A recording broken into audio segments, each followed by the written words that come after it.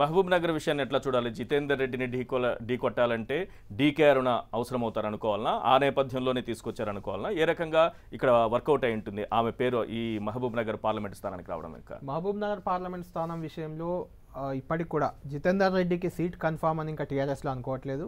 అక్కడ కొత్త పేరు కూడా పరిశీలిస్తున్నారు. అయినప్పటికీ ఆయన కూడా రెడ్డి సామాజిక వర్గం నుంచి వచ్చే అవకాశాలే ఉన్నాయి. మహబూబ్ నగర్ కూడా ఇంతకుముందు మనం చెప్పుకున్నట్లు నల్గొండ అలాగే మహబూబ్ నగర్లో కూడా రెడ్డి సామాజిక వర్గ ప్రాబల్యం కొంచెం ఎక్కువగా ఉంటుంది. గతంలో జైపాల్ రెడ్డి కేంద్ర మంత్రిగా కూడా పనిచేశారు. ఆయన మహబూబ్ నగర్ నుంచి బరిలో దిగారు. ఇప్పుడు కూడా జైపాల్ రెడ్డినే బరిలోకి దింపాలని ఈవెన్ డీకే అరుణ కూడా డిమాండ్ చేసింది. పార్టీ ఇప్పుడు కష్టకాలంలో ఉంది, జైపాల్ రెడ్డి లాంటి వారే ఇప్పుడు పోటీ చేయాలన్నది.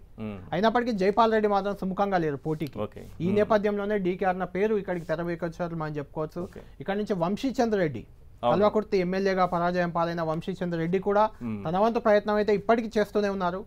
వంశీచంద్ర రెడ్డి కంటే డీకే అరుణ బెటర్ ఆప్షన్ అని కాంగ్రెస్ భావిస్తున్నట్లు మనకు అర్థమవుతుంది. నాగర్ కర్నూలు విషయంలో క్లారిటీ రాలేదు.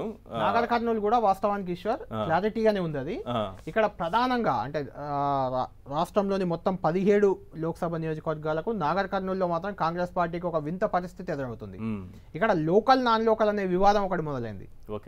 అది దాని నేపథ్యంలోనే లోకల్ గా సతీష్ మాదిగ పేరు పరిశీలిస్తున్నారు.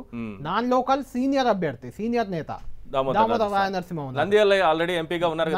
సిట్టింగ్ ఎంపీగా ఉన్నారు. ఆయన నాన్ లోకల్. ఆయన మీద స్థానికంగా సదభిప్రాయం లేదు పార్టీ నేతలకు. ఆయన టికెట్ ఇవ్వద్దనే డిమాండ్ ఉంది.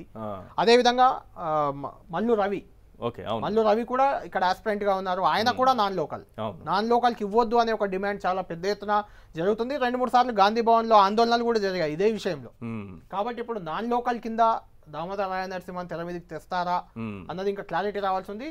లోకల్ అయితే మాత్రం సతీష్ మాదిగకే ఎక్కువ అవకాశాలు మనకు కనిపిస్తున్నాయి. ఎందుకంటే నాన్ లోకల్ నంద్యాల పైన అంత వ్యతిరేకత ఉందని పక్కన పెట్టారు అనుకోవచ్చు. వ్యతిరేకత ఒకటి, నాన్ లోకల్ వివాదం కూడా చాలా పెద్ద. మల్లు రవికి ఎంపీగా పనిచేసిన అనుభవం ఉంది కదా, ఆయనకు కూడా టికెట్ నుంచి మొన్న పోటీ చేసి ఓడిపోయారు. అవును, అతనికి కూడా ఇక్కడ టికెట్ ఇవ్వద్దంటూ గాంధీ భవన్ ముట్టడించారు ఒకసారి కార్యకర్తలు, కాంగ్రెస్ పార్టీ కార్యకర్తలే.